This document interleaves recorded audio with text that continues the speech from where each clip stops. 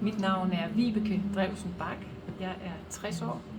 Jeg har kendt Lone i 20 år og møder Lone egentlig ved en tilfældighed i forbindelse med, at jeg havde astma.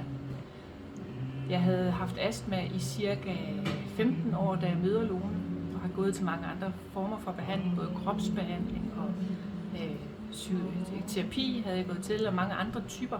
Og så møder jeg altså Lone, som sidder med sin ansigtszone- og refleksterapi. Og jeg havde aldrig været hos en ansigtszone- og refleksterapeut før, så jeg vidste jo i bund og grund ikke, hvad det var. Men da jeg lægger mig på briksen, og jeg får vel en times behandling, tror jeg måske 5 kvarter, så sker der cirka 45 minutter inden i processen, så får jeg simpelthen så ondt i min ryg. Jeg får så meget ondt i ryggen, så jeg tænker, jeg kommer aldrig til at rejse mig op på den her briks igen. Og jeg tænkte, det var da noget mærkeligt noget, når nu hun bare var gået ind via ansigtet. Hvad jeg ikke vidste på det tidspunkt, det var, at jeg var jo i kyndige hænder.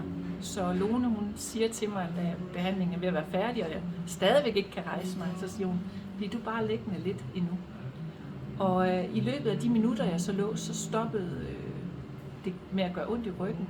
Men det vilde det var, at efter den ene behandling, så forsvandt min astma. Og når man har haft astma i så mange år, som jeg havde, så er det jo en helt vanvittig gave. Og nu er jeg jo så 60 år, og jeg kan sige, at jeg har stadigvæk ikke astma. Man kan jo godt diskutere den ene terapiform over for den anden, og alle kan jo deres forskellige ting.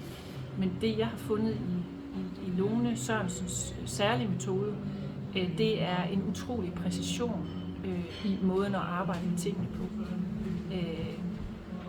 Hvis du sidder derude og tænker, jeg skal vist også noget i den her retning, så kan jeg altså på det varmeste anbefale dig at gå den retning. Der er mange derude, og der er mange, der kalder ting den samme måde.